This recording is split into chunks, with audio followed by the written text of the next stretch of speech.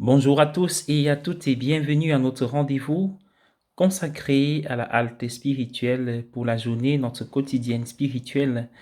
Installez-vous bien le temps que Dieu nous donne dans sa parole pour nous nourrir. Nous sommes aujourd'hui le 2 juillet 2021 et l'évangile est un extrait de Matthieu au chapitre 9, versets 9 à 13. Dans l'évangile de ce jour, les pharisiens posent une question à propos de Jésus que nous pouvons tous nous poser. Pourquoi Jésus mange-t-il avec les collecteurs d'impôts et les pécheurs? Pourquoi Jésus partage-t-il la table? Entre-t-il en communion avec des personnes que de nombreuses personnes religieuses, personnalités religieuses de l'époque auraient fui? La réponse à cette question est que la mission première de Jésus était de révéler la miséricorde et le pardon de Dieu à ceux qui avaient péché d'une manière ou d'une autre. La parole de Dieu dans le prophète Osée, que Jésus cite dans l'évangile de ce jour, a inspiré Jésus et a façonné sa mission. Ce que je veux, c'est la miséricorde et non pas le sacrifice. Dieu est un Dieu miséricordieux qui fait preuve de miséricorde envers tous et qui attend de ceux qui ont reçu la miséricorde de Dieu qu'ils l'étendent aux autres. Jésus est à l'aise en compagnie de ceux qui, à l'époque, étaient considérés comme des pécheurs, parce qu'ils violaient la loi de Dieu. Jésus voulait qu'ils sachent que Dieu s'intéressait davantage à leur avenir qu'à leur passé. Lorsque Jésus a vu Matthieu, il a vu l'avenir de Matthieu, et pas seulement son passé.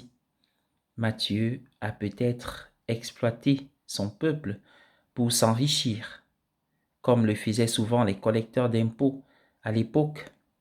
Mais Jésus a vu qu'il avait le potentiel pour devenir un vrai disciple. En effet, Matthieu est devenu l'un des 12 que Jésus a rassemblés autour de lui.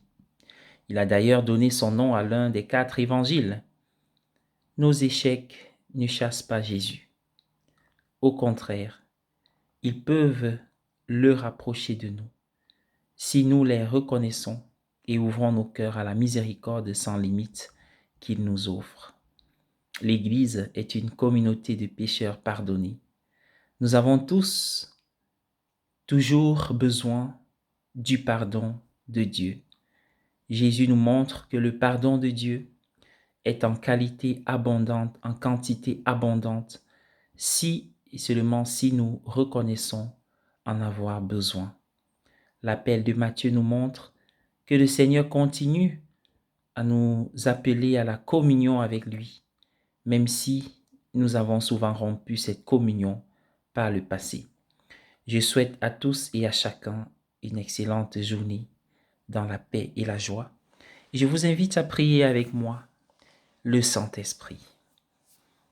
Nous voulons penser à tous ceux qui actuellement traversent des moments difficiles, une situation de maladie ou une crise.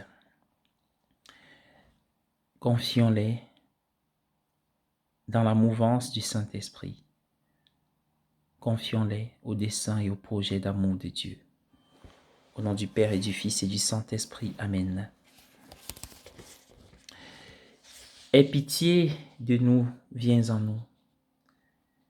Père céleste qui est Dieu, aie pitié de nous, viens en nous.